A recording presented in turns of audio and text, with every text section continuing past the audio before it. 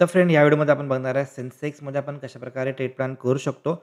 मार्केटचं मूव्हमेंट काय चालू आहे, मार्केट कोणत्या डायरेक्शनला फिरू शकते, सगळ्या गोष्टी आपण ह्या व्हिडिओमध्ये बघायचा प्रयत्न करणार आहे. व्हिडिओ ओनली फॉर एज्युकेशन पर्पजसाठी आहे.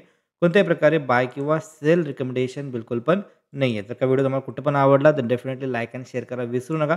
तर आता आपण स्टार्ट करूया. सगळ्यात पहिल्यांदा आपण या सेन्सेक्सच्या डेली टाईम फ्रेमवरती ओव्हरव्ह्यू जर का आपण बघायला गेलो सेन्सेक्सचा, तर सेन्सेक्स ऑलमोस्ट एक अप ट्रेंडमध्ये आहे. ओके, इथून जर का आपण बघायला गेलो प्राइस ॲक्शन वाईज तर हायर लोचं फॉर्मेशन क्रिएट करत अपसाईडला मोमेंटम दाखवत चाललं आणि रेझिस्टन्सच्या जवळ मार्केट हॉल्ट करते. It's a positive sign because जर का मार्केटनं रेझिस्टन्सच्या जवळ हॉल्ट केलं आणि त्यानंतरनं एक चांगल्या प्रकारे ब्रेकआउट आला तर ते जे मोमेंटम आहे ते कंटिन्यू करू शकते. त्याच्यामध्ये ते मोमेंटम स्ट्रॉंग मोमेंटम आपल्याला बघायला भेटते. आता मंथ पण ऑलमोस्ट क्लोज व्हायला ऑलमोस्ट 2 वर्किंग डेज आहेत आणि वीक पण ऑलमोस्ट क्लोज व्हायला 1 ते 2 वर्किंग डे आहेत. ओके, तर मंथली चार्ट जर का आपण बघायला गेलो तर मंथली चार्टमध्ये चांगल्या प्रकारे आपल्याला कॅन्डलचं फॉर्मेशन बघायला भेटतंय.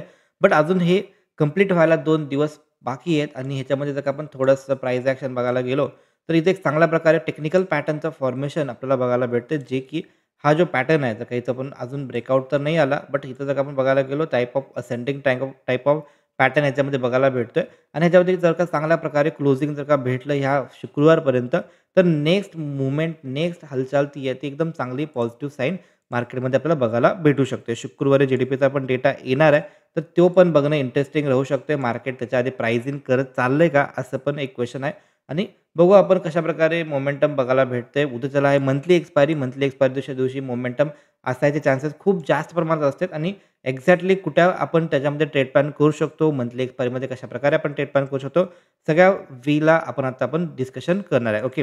तर व्हिडिओला लाईक जरूर करा. जर का व्हिडिओ तुम्ही आवडला असेल तर डेफिनेटली लाईक करायला विसरू नका. आता आपण येऊया थोडंसं वीकली टाईम फ्रेमवरती. वीकली टाईम फ्रेमवरती पण एक चांगल्या प्रकारे प्राइस ॲक्शन बनत चालला आहे. अजून वीकली कॅन्डलचा क्लोजिंग आलेला नाही आहे. हा जो ऑल टाईम हाय आहे, जो की 86,111 हा जो ऑल टाईम हाय आहे, ह्याच्यावरती मार्केटचा एक क्लोजिंग येणं खूप गरजेचं आहे. जर का त्याच्यावरती मार्केटचा एक क्लोजिंग आला, तर त्याच्यामध्ये आपल्याला चांगल्या प्रकारे ट्रेड प्लॅन बघायला भेटू शकतो.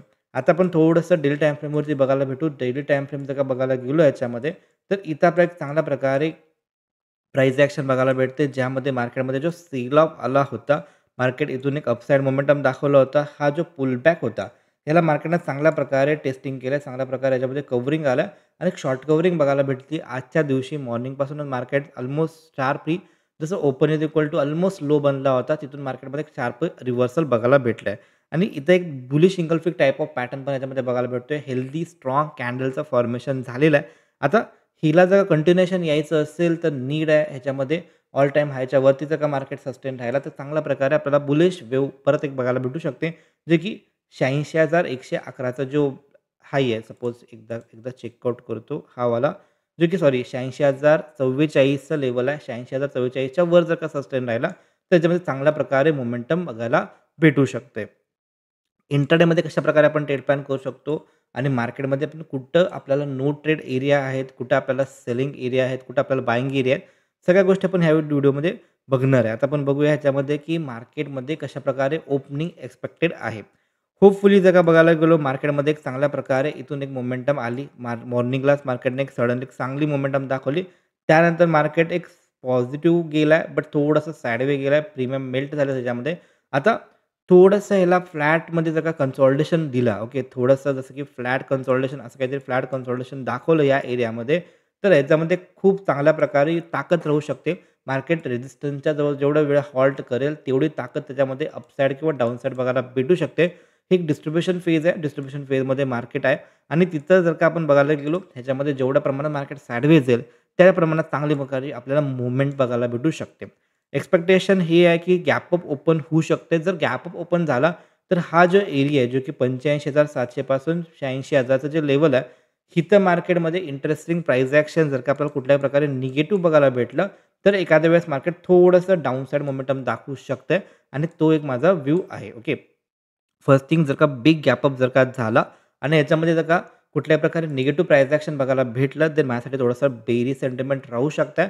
बट ओव्हरऑल सपोज जर का मार्केट आफ्टर 2 PM, ओके, 12 नंतरनं 12 नंतर किंवा 2 नंतर मार्केट इथं जर का कन्सॉलिडेशन दाखवलं, ओके, इथं कन्सॉलिडेशन दाखवलं आणि त्यानंतर ब्रेकआउट जर का आला, सस्टेन जर का झाला त्यामध्ये एक, तर त्यानंतरनं आपल्यासाठी ह्या साईडला एक अपसाइड मोमेंटम याच्यामध्ये चांगल्या प्रकारे भेटू शकते. बिकॉज क्लोजिंगला जनरली काय होतं, क्लोजिंगला मंथली एक्सपायरी आहे, क्लोजिंग पण आहे. तर बिग प्लेयर त्यांचे पोझिशन रोल ओव्हर करत असतील, तर त्याच्यामुळे सेम डायरेक्शन मोमेंटम येणं एक्सपेक्टेड असू शकतं. ओके.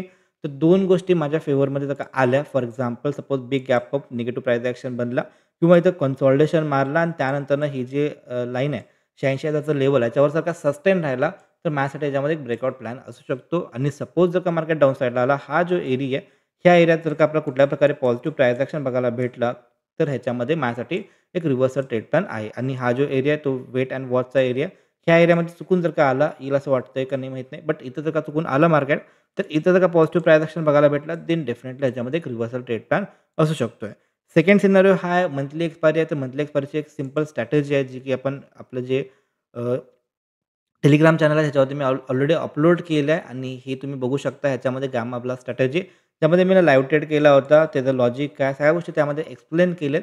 तर हे आपण ह्याच्यामध्ये पण इम्प्लिमेंट करू शकतो. सेन्सेसमध्ये कुठं करायचं, कसं करायचं, सगळ्या गोष्टी त्यामध्ये ऑलरेडी डिस्कस केलेल्या आहेत. व्हिडिओ एकदा बघून घ्या, बॅक टेस्टिंग करा आणि त्यानंतर जर का आवडलं तर त्याच्यामध्ये तुम्ही पेपर ट्रेड करू शकता.